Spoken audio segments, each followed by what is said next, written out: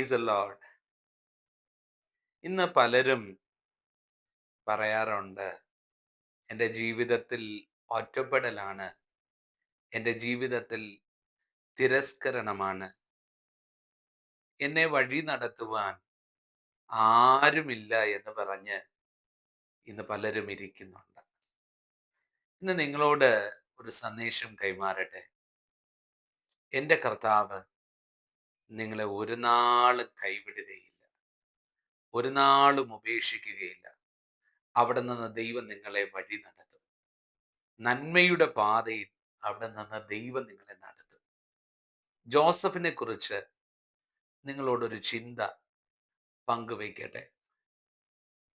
ജോസഫിന്റെ ജീവിതത്തിൽ ഒറ്റപ്പെടലിന്റെ, നിരാശയുടെ ഒക്കെ ദിനങ്ങൾ ഉണ്ടായിരുന്നു.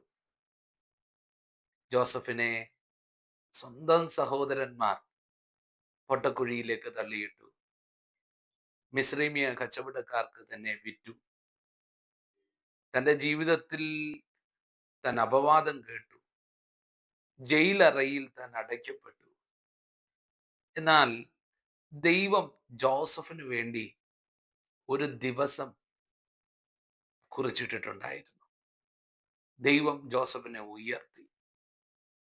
അടിമയിൽ നിന്ന് മന്ത്രിയിലേക്ക് ജോസഫ് ഉയർന്നു.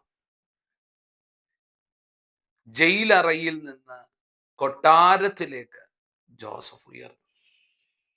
ഇന്ന് നിന്റെ മുമ്പിൽ ഉയർന്നു നിൽക്കുന്ന തിരസ്കരണങ്ങൾ, ഒറ്റപ്പെടലുകൾ നാളെയുടെ അനുഗ്രഹമായി മാറും. ആമേൻ. നിന്ദിച്ചവരുടെ മുമ്പാകെ നീ ഒരു നന്മയായി, വിടുതലായി, അനുഗ്രഹമായി ഉയർന്നു വരും. ആമേൻ. ഈ വചനങ്ങൾ, ഈ ആലോചന നിങ്ങൾക്കൊരു അനുഗ്രഹമായി തീരട്ടെ എന്ന് പ്രാർത്ഥിക്കുന്നു. ദൈവം അനുഗ്രഹിക്കട്ടെ. God bless you.